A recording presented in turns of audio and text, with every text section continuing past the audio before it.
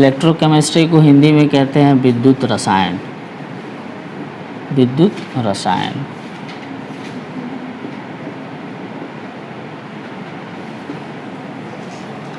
कल हम लोगों ने देखा था इसमें कि इलेक्ट्रोकेमिस्ट्री का मतलब ये होता है कि इलेक्ट्रोकेमिस्ट्री जो पूरा का पूरा है, ये वर्ड जो है वो हमको दो शब्दों से मिल के बना हुआ है। हम कहते हैं एक इलेक्ट्रोड और प्लस केमिकल रिएक्शन। क्या है? इलेक्ट्रोड प्लस केमिकल रिएक्शन, इन दो शब्दों से मिल के बना हुआ है ये। तो केमिकल रिएक्शन का मतलब आप लोग जानते ही हैं कि केमिकल रिएक्शन का मतलब क्या होता है। केमिकल रिएक्शन यानी कि कोई भी रिएक्शन हो रहा होगा, उसमें जो भी है बताएंगे अभी कि क्या हो रहा है, ठीक है। बाकी ये चीज़ है इलेक्ट्रोड, एक नया शब्द है ये कि क्या होता है, इसको जाने हम लोग कि कैसे होता है ये। देखिए क्या करते हैं, एक कंटेनर ले लेते हैं और इस कंटेनर में हम क्या कर देते हैं, जो भी यहाँ पे एक रॉड रखी जाती है, अगर इसमें हम मान लीजिए कोई एक मेटल का रॉड रख लें। कौन सा रॉड? मेटल का।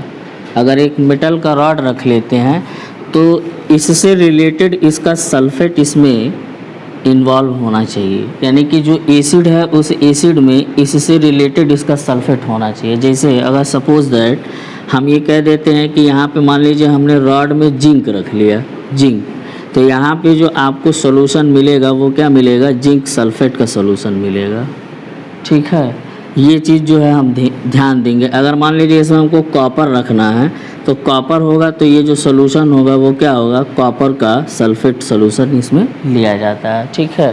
तो मोस्टली हम क्या करते हैं, हम ये देखते हैं कि जो भी मेटल यहाँ पे लिया जाता है उस मेटल का सल्फेट ही यहाँ पे क्या होता है? सॉल्यूशन होता है। ये इसकी सबसे ख़ास बात होती है, इसमें प्रायोरिटी में दिया जाता है। तो वो तो अभी आगे की चीज़ है, वो मैं आपको बताऊंगा कि कब किस में कौन सा सॉल्यूशन लेते हैं। एल्युमिनियम वगैरह का भी रॉड हम ले सकते हैं, लेकिन उसमें ज़रूरी नहीं है कि हम सल्फेट ही लें, उसमें हमारा क्लोराइड भी होता है, वो भी काम कर जाता है। और भी बहुत सारी चीज़ें हैं कि अलग अलग इलेक्ट्रोड के साथ जो है वो कभी कभी सल्फेट ना हो के कुछ अलग सॉल्यूशन भी हमको इसमें लिया जाता है। तो फिलहाल हम इलेक्ट्रोड के बारे में बात कर रहे थे। तो इलेक्ट्रोड में क्या होता है कि एक सॉल्यूशन ले लिए और उस सॉल्यूशन में उसका सल्फेट आ गया। ये जो सॉल्यूशन होता है वो आपका एसिडिक सॉल्यूशन होता है। उसमें हम जो रॉड डालते हैं और रॉड डालने के बाद इस सॉल्यूशन में एक केमिकल रिएक्शन होता है। उस केमिकल रिएक्शन की वजह से इस रॉड पे एक चार्ज डेवलप हो जाता है। अब वह चार्ज कोई भी हो सकता है, पॉजिटिव हो सकता है, निगेटिव हो सकता है, ठीक है ना। यहाँ पे जो चार्ज है वो पॉजिटिव भी हो सकता है और निगेटिव भी हो सकता है, दोनों हो सकते हैं।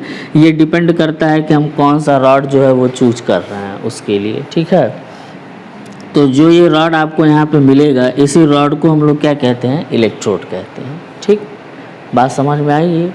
कल हम लोगों ने इसके बारे में थोड़ा बहुत पढ़ लिया था, हमने आपको यहाँ पे इसके बारे में बताया हुआ था। केमिकल रिएक्शन में आपका जो है इसमें होता है, तो इसमें जो आपके केमिकल रिएक्शन आप जानते हैं, कोई भी केमिकल रिएक्शन होता है तो उसमें एक जो है बेसिक प्रॉपर्टी होती है, या यूँ कह लीजिए कि बिना उसके वो संभव ही नहीं होता है। उसको हम कहते हैं रिडॉक्स रिएक्शन। क्या कहते हैं? Redox reaction. तो आप जब भी केमिकल सेल के बारे में पढ़ेंगे या इलेक्ट्रोकेमिस्ट्री के बारे में पढ़ेंगे तो उसमें हमेशा क्या होता है? रिडॉक्स रिएक्शन की बात की जाती है। रिडॉक्स रिएक्शन हम लोगों ने फर्स्ट ईयर में भी पढ़ा है। उसमें आप देखते हैं कि इसमें क्या होता है, रिडॉक्स रिएक्शन में आपको यहीं से लिया गया है। रिडॉक्स का मतलब होता है RED और प्लस OX, यानी कि RED का मतलब रिडक्शन है ना, और OX का मतलब क्या हो गया? ऑक्सीडेशन, है ना। हिंदी में अगर देखें तो रिडक्शन का मतलब होता है अपचयन और ऑक्सीडेशन का मतलब होता है ऑक्सीकरण। यानी कि एक ऐसा समीकरण जिसमें ऑक्सीडेशन और रिडक्शन दोनों होता है उसको हम कहते हैं रिडॉक्स रिएक्शन। और हम जब इलेक्ट्रोकेमिस्ट्री में देखते हैं तो इसमें केवल रिडॉक्स रिएक्शन की ही बात की जाएगी, ठीक है। यानी कि जब भी किया जाएगा उसमें देखा जाएगा कि उस रिएक्शन में ऑक्सीकरण और अपचयन दोनों की प्रक्रिया जो है हो रही है। वैसे किसी भी रिएक्शन में आप देखें तो दोनों ही होता है। कोई भी एक रिएक्शन अगर लेते हैं, जैसे मान लीजिए एग्जांपल के तौर पे हमने A+B लिया और ये C+D बन गया, अगर सपोज दैट ऐसा हम सोचते हैं, तो इसमें क्या होगा, या तो ए और या तो बी, इन दोनों में से किसी एक का ऑक्सीडेशन होगा। किस में होगा, सी में भी हो सकता है और डी में भी हो सकता है, ठीक है। ये होगा, या तो बी का भी ऐसे होगा। अगर इसमें क्या होता है कि ए का अगर ऑक्सीडेशन हो रहा है अगर सी में, तो बी का जो है वो रिडक्शन होगा किस में, डी में। यानी कि अगर किसी एक का अगर एक दूसरे में ऑक्सीडेशन हो रहा है तो दूसरे का क्या होगा, रिडक्शन होगा दूसरे में। जब भी इस तरह का कभी आता है तब, तो वैसा हम लोगों को जो इक्वेशन और जो भी सारी चीज़ें केमिकल रिएक्शन इसमें मिलती है वो इसी से रिलेटेड हमको मिलती हैं। ऑक्सीडेशन रिडक्शन आपको फर्स्ट ईयर में पढ़ाया गया है कि ऑक्सीडेशन क्या होता है, रिडक्शन क्या होता है। तो ऑक्सीडेशन और रिडक्शन का हम जो बेसिक जो कह सकते हैं डेफिनीशन है, उसका हम यहाँ पे फॉलो नहीं करेंगे। यहाँ पे हम किसका फॉलो करेंगे, जो इलेक्ट्रॉन बेस्ड डेफिनीशन है उसका हम फॉलो करेंगे। यानी कि जब इलेक्ट्रॉन निकलता है तब आपका ऑक्सीडेशन होता है, जब इलेक्ट्रॉन एक्सेप्ट होता है तब आपका रिडक्शन होता है। हम इसी वाले रूल को इसमें फॉलो करेंगे, उसके बाद जो है हम लोग इसमें देखते हैं, ठीक है। अब देखिए, तो हो गई केमिकल रिएक्शन। तो अब हमारा ये जो पूरा का पूरा इलेक्ट्रोड और प्लस केमिकल रिएक्शन जो है वो मिल के बना क्या, इलेक्ट्रोकेमिस्ट्री। यानी कि जो इलेक्ट्रोकेमिस्ट्री का मतलब ये है, अगर देखा जाए तो इससे भी हम कर सकते हैं। और एक और भी चीज़ है, क्योंकि यहाँ कहा गया है कि विद्युत रसायन, तो मतलब ये है कि हम केमिकल रिएक्शन करा के हम क्या करते हैं, विद्युत यानी कि जो हमारा इलेक्ट्रिसिटी है उसको डेवलप कर लेते हैं। यानी एक ऐसा सिस्टम या एक ऐसे हमारे उपकरण जो केमिकल रिएक्शन के थ्रू हमको क्या देते हैं, करंट देते हैं, इलेक्ट्रिसिटी देते हैं, उसकी स्टडी जिसमें भी हम करते हैं उसको हम कहते हैं, जिस पार्ट में भी कहते हैं उसको हम कहते हैं इलेक्ट्रोकेमिस्ट्री। तो इसमें हम लोग सारा का सारा यही पढ़ना है, सेल के बारे में पढ़ना है, कौन से टाइप के सेल होते हैं, ड्राई सेल होते हैं, डेनियल सेल होते हैं, ठीक है। डेनियल सेल का मतलब क्या, कि जो लिक्विड वाले जो होते हैं उनके लिए हम लोग पढ़ेंगे। तो अलग अलग तरह के कई सारे सेल हैं, जैसे आपका लिथियम सेल भी है, हम लोग जो बैटरी मोबाइल वगैरह में लगाई जाती है उसके बारे में भी पढ़ेंगे। एक जो छोटी सी आती है वो वाली बैटरी जो हम लोग टार्च वगैरह में यूज़ करते हैं, हालांकि आजकल तो कोई टार्च यूज़ नहीं कर रहा है, जब से मोबाइल आ गया सब लोग मोबाइल का इस्तेमाल कर रहे हैं, लेकिन अभी भी कुछ लोग ऐसे हैं जो टार्च का इस्तेमाल करते हैं। तो उसमें जो सेल होती है, जैसे घड़ी का जो सेल हो गया, तो वो जो भी होते हैं उसमें कार्बन वाला आप देखते होंगे कि कुछ काला काला ब्लैक ब्लैक सा होता है, वो है, इलेक्ट्रोड भी रहते हैं। तो वो सारी चीज़ें जो है हम लोग इसमें देखेंगे। वो ड्राई सेल में हम लोग उसको पढ़ते हैं, ठीक। ड्राई सेल में जैसे लिथियम हो गया, फिर बैटरी की जो सेल हो गई, टार्च वाली जो सेल है वो हो गई, ये जो आपके घड़ी में जो सेल लगता है, जो वॉच होती है, हैंड वॉच, छोटा सा सेल होता है, उसका इस्तेमाल करें, या फिर कंप्यूटर में भी एक छोटा सा सेल होता है, उसके भी बारे में जो भी है वो सारे के सारे इसमें है, वो हम ड्राई सेल में पढ़ते हैं। फिलहाल इसको हम देखें तो ये आपका मिलता है। अब इसके बाद जो है हम लोगों का मेन पार्ट शुरू होता है। अब हम लोगों को पढ़ना है हाफ सेल, हाफ सेल के बारे में, ठीक है ना। यहाँ पे हम लोगों को क्या है, हाफ सेल के बारे में स्टडी करनी है। हाफ सेल जो है वो क्या कहा जाता है, तो जैसा हमने अभी आपको बताया कि जो इलेक्ट्रोड होता है, तो इलेक्ट्रोड के लिए पूरा हम लोग सिस्टम बनाते हैं। वो जो सिस्टम क्या होता है कि एक कंटेनर लेते हैं और इस कंटेनर में हम क्या करते हैं, यहाँ पे इस कंटेनर में हम एक मेटल की रॉड रखते हैं, ये मेटल का रॉड होता है, और उसमें हम क्या करते हैं, इस मेटल से संबंधित हम क्या करते हैं, मेटल का जो सल्फेट होता है उसको हम इसमें डाल देते हैं, ठीक है। ये जो सॉल्यूशन होता है वो मेटल का सल्फेट हो गया। और इसमें जब हम ऐसा करते हैं तो होता क्या है, इसमें जो मेटल के सल्फेट होते हैं वो डिपेंड करता है कि यहाँ जो मेटल है वो कैसा है। इसके वजह से क्या होते हैं, इस पे जो होते हैं वो चार्जेस इकट्ठा हो जाते हैं, वो होता है पॉजिटिव और एक होता है निगेटिव, ठीक है ना। निगेटिव और पॉजिटिव चार्जेस हमारे डेवलप हो जाते हैं। तो ये जो पूरा सिस्टम कहा जाता है, ये पूरा सिस्टम जिसमें एक कंटेनर लिया गया है, चाहे बीकर ले लीजिए, इलेक्ट्रोड को रखा गया है, चार्ज का डेवलप होना, ये पूरी की पूरी जो प्रक्रिया है, ये पूरा का पूरा जो प्रोसेस है, इस प्रोसेस में ये लगा हुआ जो इक्विपमेंट है, ये पूरा सिस्टम, इस पूरे सिस्टम को ही हम हाफ सेल कहते हैं। ये वाला जो एक पूरा पार्ट है उसको हम कहते हैं हाफ सेल, ठीक है। ये चीज़ है। तो एक हाफ सेल ये मिला। अब हम क्या करते हैं, ठीक इसी जैसा एक और सिस्टम हम लेते हैं, उसको भी हम क्या कहते हैं, हाफ सेल ही कहते हैं। वो भी ठीक इसी जैसा होता है। जैसे मान लीजिए यहाँ पे भी एक रख लिया गया। अब हम इसमें थोड़ा सा डिफरेंस ये करेंगे कि जो रॉड यहाँ पे लिया गया है वो रॉड हम नहीं लेंगे, उससे डिफरेंट हम क्या करते हैं, एक दूसरा यहाँ पे मेटल का रॉड लेते हैं और फिर उसी से रिलेटेड इसमें हम क्या करते हैं, उसका सल्फेट का हम इस्तेमाल करते हैं। सल्फेट का इस्तेमाल इसलिए किया जाता है कि उसमें जो चार्जेस हैं वो हमको प्रॉपरली मिल सकें और उसमें नंबर ऑफ़ चार्ज जो हम ढूंढना चाहते हैं, जो हमारी रिक्वायरमेंट है वो इस पे जो है वो कलेक्ट हो जाए, इसलिए हम सल्फेट का इस्तेमाल करते हैं। और सल्फेट का इस्तेमाल करने का मतलब ये है कि उसमें ज़रूर जो है वो H2SO4 से ही वो आपको मिला हुआ होगा, तो उसमें जाहिर सी बात है कि इसका जो कंसंट्रेशन है वो थोड़ा सा अच्छा होगा, जिसकी वजह से हमको चार्जेस जो हैं वो आपको ज़्यादा मिल जाएंगे। तो यहाँ पे हम लेते हैं और क्या करते हैं, अगर सपोज़ दैट हम ये मानते हैं कि यहाँ पे हमारे जो है पॉजिटिव चार्ज डेवलप हो गए और यहाँ पे हम सपोज़ मानते हैं कि नेगेटिव चार्ज डेवलप हो गए, तो ये भी एक पूरा का पूरा जो सिस्टम है उसको हम हाफ सेल बोलेंगे और ये भी इस पूरे के पूरे सिस्टम को हाफ सेल बोलते हैं। अगर इन दोनों मेटल को हम क्या कर दिए, एक वायर से कनेक्ट कर दिए, दोनों मेटल रॉड को एक वायर से कनेक्ट कर दिए, तो ये मेटल और मेटल का कनेक्शन कंप्लीट हो गया। लेकिन यहाँ पे जो हमारा सॉल्यूशन है, इस सॉल्यूशन का जो है, सॉल्यूशन का जो कनेक्शन है वो कंप्लीट नहीं हुआ, तो उसके लिए हम क्या करते हैं, उसके लिए हम क्या करते हैं, ये जो है एक ब्रिज लगा देते हैं, ठीक है ना। ये एक ब्रिज लगी होती है इसमें, ये जो है वो आपका पैक्ड होता है, वो ऐसा पैक्ड होता है कि इसमें सिर्फ चार्जेस जाएं, इसमें SMP लगा होता, SPM लगा होता है। क्या हो गया, इसमें क्या लगा होता है, SPM लगा होता है, सेमी परमेबल मेम्ब्रेन, जो इसमें से केवल जो है वो चार्ज का ही फ्लो हो और इसमें भी एक सोल्यूशन भरा गया होता है, उस सोल्यूशन का फ्लो इसमें ना हो, ऐसा इसमें ये लगाया गया होता है। SPM बताएंगे जब पूरा पढ़ाएंगे उसमें, आपको बस मैं थोड़ी सी यहाँ पे इंट्रोडक्शन के तौर पे आपको जानकारी दे रहा हूँ कि कैसे एक पूरे सेल को हम कंप्लीट कर लेते हैं। तो उसमें क्या होता है कि ये जब वायर लग गई तो ये तो कनेक्ट हो गया, लेकिन हमको सॉल्यूशन भी तो कनेक्ट होना चाहिए कि भाई जब करंट इधर से इधर जाए तो फिर यहाँ से यहाँ भी तो आए, तभी तो पूरा सर्किट कंप्लीट होगा कि एक तरफ से जाएगी दूसरे तरफ से वापस आएगी। क्योंकि हमारा इलेक्ट्रिसिटी में यही है कि करंट जब एक तरफ से फ्लो हो रही है तो दूसरी तरफ से वो वापस भी आनी चाहिए, यानी कि एक सर्कल कंप्लीट करना चाहिए। अगर वो एक सर्कल कंप्लीट नहीं करता है तो फिर क्या है कि जो करंट का जो एग्जैक्ट लोकेशन या फिर यूँ कह लीजिए कि जो हमारा सिस्टम है वो वर्क नहीं करेगा।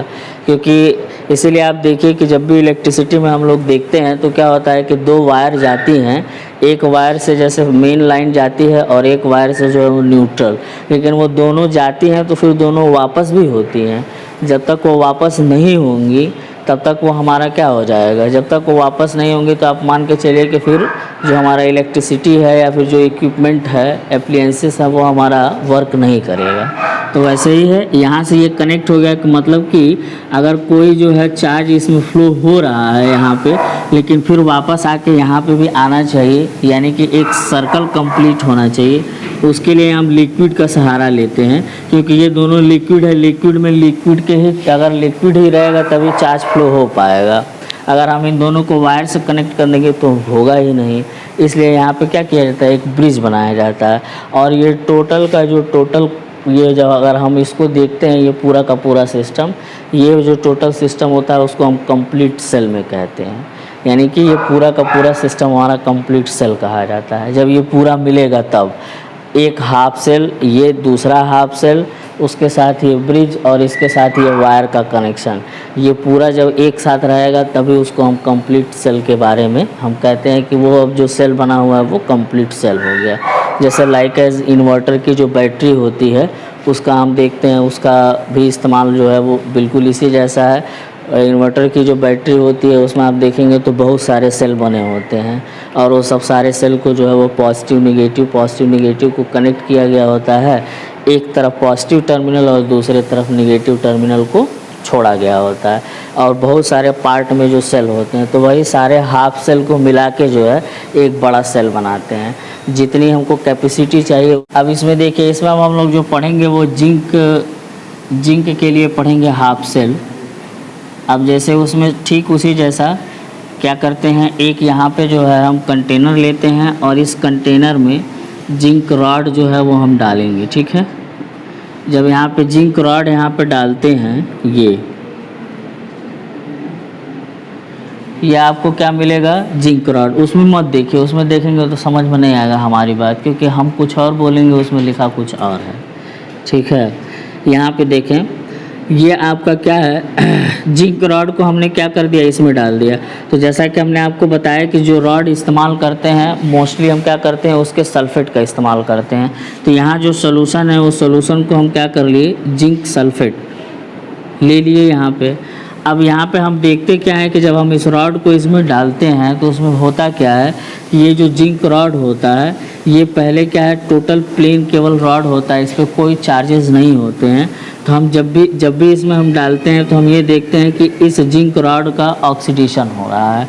ऑक्सीडेशन का मतलब ये कि ये जो जिंक रॉड है उसमें क्या हो जाएगा, ये दो इलेक्ट्रॉन जो है दो इलेक्ट्रॉन को वो क्या कर लेता है, दो इलेक्ट्रॉन को निकालेगा और वो Zn+2 और +2 इलेक्ट्रॉन ये, यानी कि Zn+2 में जो है वो कन्वर्ट हो जाएगा। यानी हम ये देखते हैं कि ये जो मेटल है, इस मेटल का जो है ऑक्सीडेशन हो रहा है। ऑक्सीडेशन जब होगा तो इसमें होगा क्या कि जो पॉजिटिव चार्जेस यानी कि Zn+2 है, इसके जो ये जो चार्ज है वो चार्ज क्या हो जाएगा, इस सोल्यूशन में आ जाएगा और यहाँ पे जो दो इलेक्ट्रॉन है वो यहाँ पे क्या हो जाते हैं, बच जाते हैं, जिसके वजह से यह जो रॉड होता है वो निगेटिवली चार्ज हो जाता है, निगेटिवली चार्ज हो जाता है, यानी कि ये निगेटिव हो जाता है। ये हम सेल के रिस्पेक्ट में बता रहे हैं। ठीक है, अब जैसे ये जो यहाँ पे जो रॉड आपको मिला हुआ है वह रॉड जो है वो निगेटिवली चार्ज हो गया, ये सेल के रिस्पेक्ट में है। ठीक है, जब हम दोनों को कनेक्ट कर देंगे, करंट फ्लो हो जाएगा, तो ये जो रॉड है, इस रॉड का जो नोटेशन जो है पॉजिटिव निगेटिव वो बदल जाएगा। वो मैं बताऊंगा कि कब बदल रहा है, लेकिन अभी यहाँ पे क्या है कि ये जो जिंक रॉड है वो निगेटिवली चार्ज हो गया। क्यों चार्ज हुआ, क्योंकि इस मेटल का यानी कि जिंक का ऑक्सीडेशन हुआ और ऑक्सीडेशन होने के वजह से जिंक जो है वो क्या कर लेता है, जिंक जो है वो जिंक का जो आयन है वो इस सोल्यूशन में चला आता है और जिसके वजह से यहाँ पे हमारे पास दो इलेक्ट्रॉन जो है वो सेफ रह जाते हैं इलेक्ट्रोड पे, जिस वजह से ये क्या हो जाता है, निगेटिवली चार्ज हो जाता है। ठीक ऐसे ही हम क्या करते हैं, एक और सेल लेते हैं, इसी टाइप का एक और हाफ सेल बनाते हैं। इसमें हम क्या करते हैं, कॉपर ले लेते हैं। ये जो रॉड है उसमें हम कॉपर ले लेते हैं और यहाँ पे हम क्या करते हैं, कॉपर सल्फेट का सोल्यूशन जो है इसमें हम भर लेते हैं। ठीक है, जब कॉपर सल्फेट इसमें रहेगा, फिल होगा, तो उसमें भी क्या होगा, सेम ऐसा ही प्रोसीजर इसमें भी होगा, लेकिन यहाँ पे क्या हो रहा था आपका ऑक्सीडेशन, लेकिन यही जब कॉपर रॉड हम रखेंगे तो यहाँ हो जाएगा हमारा रिडक्शन।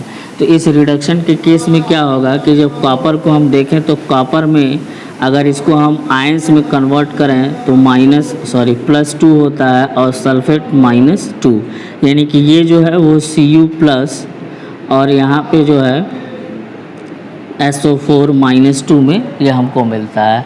अब ये जो चार्ज होता है वो चार्ज क्या होता है, इस पे चला जाता है। ठीक है, ठीक इसका अपोजिट हो रहा है। इसमें देखिए ये जो जिंक रॉड है वो क्या हुआ, Zn+2 और 2 इलेक्ट्रॉन में कन्वर्ट हुआ और इसमें ये यहाँ इस सोल्यूशन में चला आया।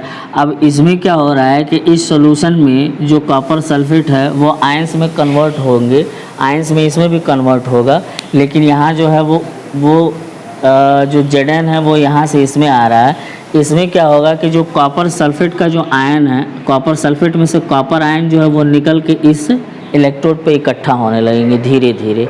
तो जब ये इकट्ठा होगा तो चूँकि यह पॉजिटिव चार्ज है, इस वजह से नेचर में ये जो इलेक्ट्रोड होता है वो पॉजिटिव हो जाता है। ठीक है, पॉजिटिव हो गया।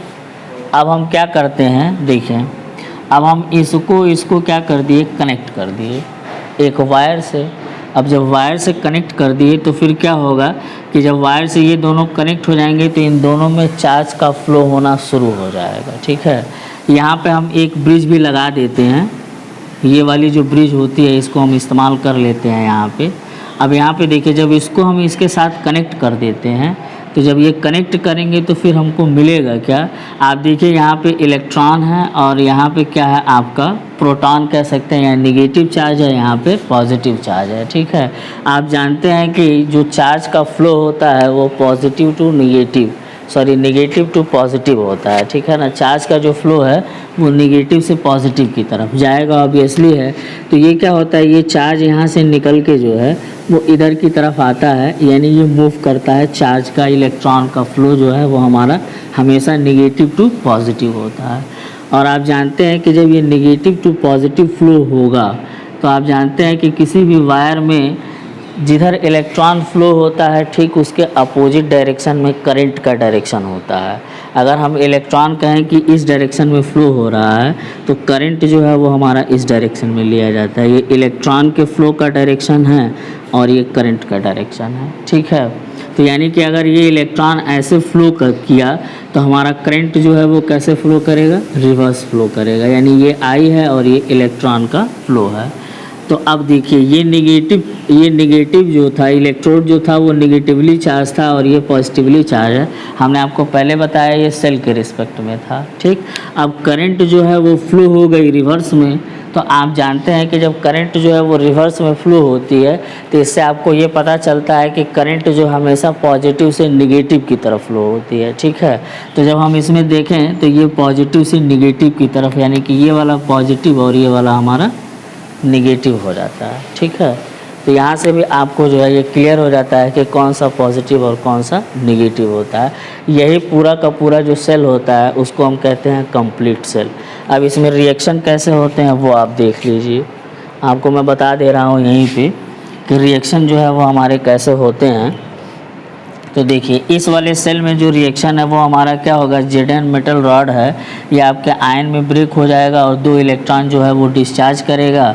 तो जो जेडन होगा वो इसमें चलाएगा। तो ये पहला रिएक्शन हो गया। ठीक, दूसरा रिएक्शन जब हम देखते हैं तो उसमें आपको क्या मिलता है, जो कॉपर सल्फेट है वो 2 इलेक्ट्रॉन, यही 2 इलेक्ट्रॉन यहाँ पे एक्सेप्ट करेगा और एक्सेप्ट करके क्या हो जाएगा, मेटल बना लेगा। ये आपका मेटल है और ये आयन आप लिख सकते हैं।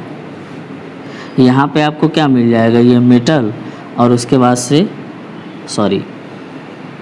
ये आपको क्या करता है, 2 इलेक्ट्रॉन एक्सेप्ट कर लेता है। ये आपको ये मिला, ये दूसरा इक्वेशन। इन दोनों को हम क्या करते हैं, जब ऐड कर देते हैं तो आप देखें 2 इलेक्ट्रॉन इधर, ये दोनों कैंसिल, ये आपका Zn हो गया प्लस Cu प्लस हो गया।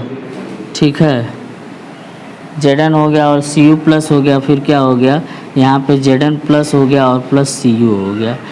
इसमें हमको ये पता चल रहा है, इस पूरे रिएक्शन में आप देखिए यहीं से आपको पता चलेगा कि क्या हो रहा है। यहाँ देखिए 2 इलेक्ट्रॉन चार्ज किया, मीन्स दैट ऑक्सीडेशन।